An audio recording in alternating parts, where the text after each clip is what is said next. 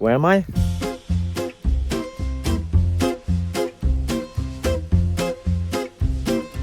I'm in Italy. Can I afford to go to Italy and ride my bike? It's gonna be thousands of dollars. Nope.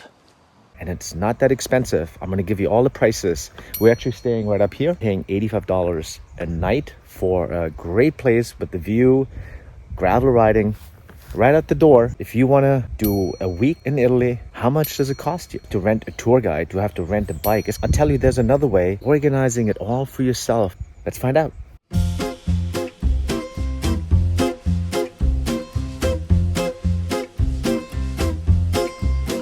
All right, let's talk about this. And let's base everything on a 7-day trip just to make it easy so we can compare a tour versus your own tour. The first thing you're gonna have to figure out is, are you gonna bring your own bike or are you gonna rent a bike? Do you have a nice bike and does it fit you well? Do you not wanna ride some rental bike? Do you have brakes reversed, left front, right rear, whatever? So let's compare costs of getting your own bike to Italy versus renting your bike in Italy for 7 days. We flew United Airlines, and United has this policy of the second bag is being charged. And as long as that second bag is not over 50 pounds, even if it's a bicycle, it is only going to cost you $100 one way. So that's $200 round trip, makes it $200 for a 7-day bike vacation. How was your experience?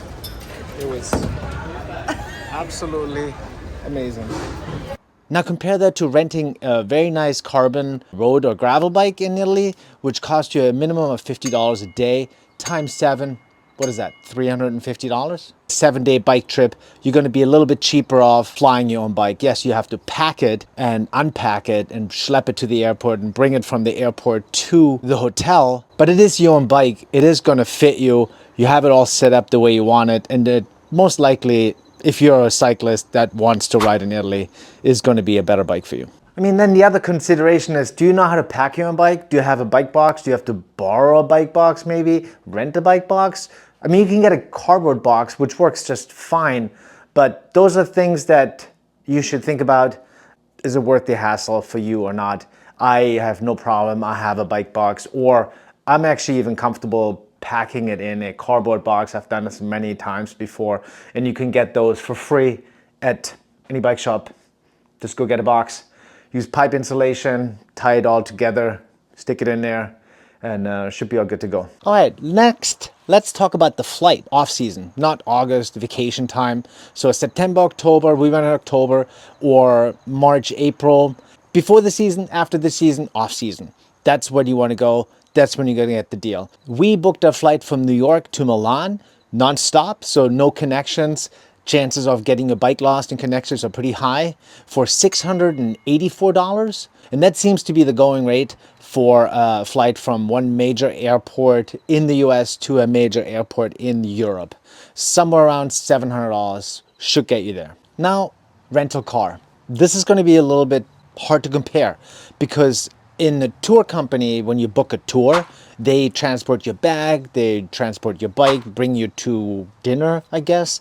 They're driving you around because you're not gonna have a car. You're just doing everything by bike. But you know what? They're not doing it for free. They're charging you for that. Transportation, you're gonna pay it there, here, somehow. I prefer to rent a car when I do my own trips, which gives me flexibilities of going on day trips, starting rides from different locations, going to dinner, going to see different towns. This time around, we actually got a little bit of a bigger car, like a station wagon, so we can fit the bikes in without taking the wheels out, which was great. $86 per day for 7 days, plus all the taxes and fees and insurance, costing us $800 for 7 days. Now there's some additional costs when you have a car, like gas, actual diesel, and tolls, which ended up being $80 for diesel, another $40 for tolls, $120.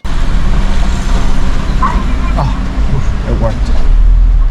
Well, the big advantage now that you rented a car is you can expand your radius on where you're going to find your hotel or room. We originally wanted to stay in Bassano di Grappa, which was kind of expensive. So we looked a little outside and we found this amazing place with a pool and a view and a washer and shower and kitchen. So it was a no-brainer that, you know, going a little outside of town is the right thing to do. And then if you wanted to go see town or go to dinner, we have a car.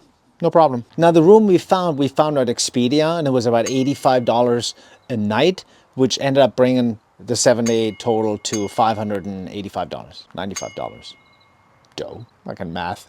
I thought it was a great deal for what it was. Okay, so now let's compare booking your own vacation versus booking a tour. What are the differences? When you're building your own bike vacation, you're gonna spend money on extra baggage fee, $200, flight, $684, rental car, $800, hotel, $595, gas and tolls, $120. That's a total of $2,399. Now let's compare this to a full booked bike vacation. This is where it gets a little tricky because a lot of tours offer prices and they exclude or not include certain items. Flights are never included, transportation from the airport to the tour most likely not included. So those are extra expenses that you'll have no matter what. Surprisingly, a lot of the bike tours don't include the bikes. They want to give you the option of bringing your own bikes, so you most likely will have to pay a bike rental fee, which again brings it on a 7-day bike vacation to another extra $350. The cheapest tour I could find around there was about $2,000 for 7 days. So let's go with that one. It did not include bikes. They did not pick you up from the airport or drop you off from the airport. And you still have to pay for the flight. So if you add it all up, you got $2,000 for the tour, $350 for the rental bike, $684 for the flight, and most likely you're gonna have to pay $150 for transportation from and to the airport. That brings your total of that bike vacation to $3,184. And here's the one thing that nobody talks about. What if there's somebody on the tour that you don't like? What if you can't stand the tour guide? I don't know.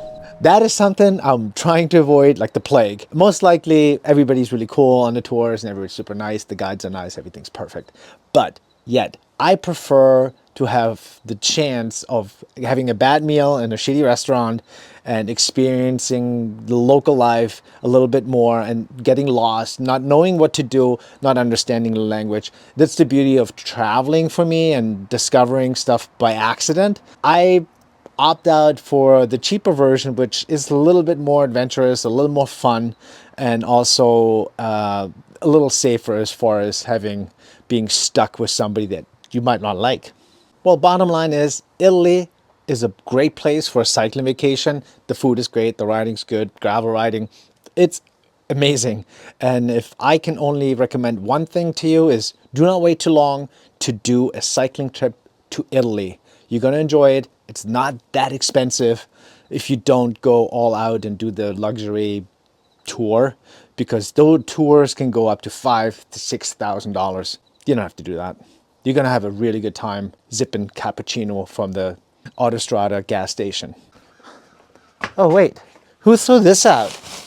That's exactly what I need. You made it through another video of mine. That is amazing. Check out another video. Thanks.